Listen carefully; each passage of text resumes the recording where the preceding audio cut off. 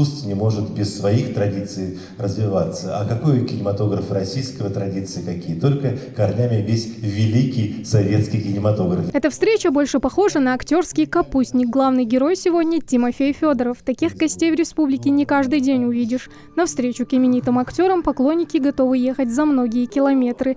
А тут никуда ездить не надо. Он сам приехал на кинофестиваль. Актер рассказывает и показывает ленты, в которых снимался.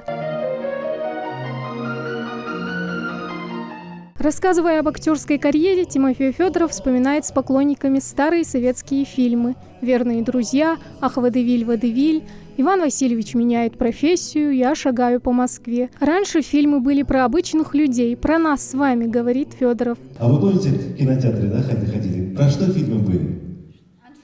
Аншлаги, конечно, были. Помните про нормальных людей?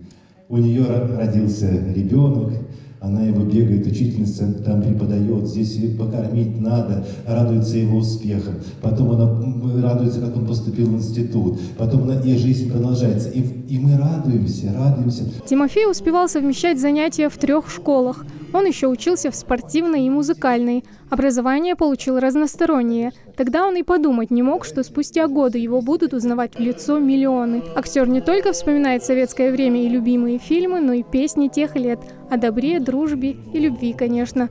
Зрители не могут скрыть своего восторга. Подпевает вместе с заслуженным артистом страны.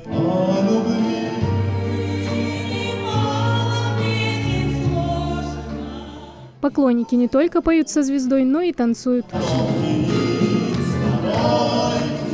Встреча с такими именитыми артистами театра и кино, творчество которых известно не только в России, но и далеко за ее пределами, это дорогого стоит. Я это помню по своей юности, когда нам приезжали артисты театра Лермонтова, театра Ханпашина Родилова. Мы были настолько счастливы видеть живого артиста. И вот это чувство удивления, оно осталось на долгие года. Очень понравились его песни.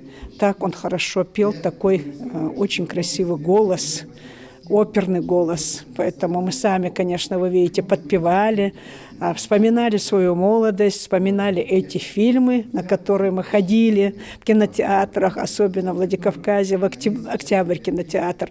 Мы туда ходили все время на эти фильмы.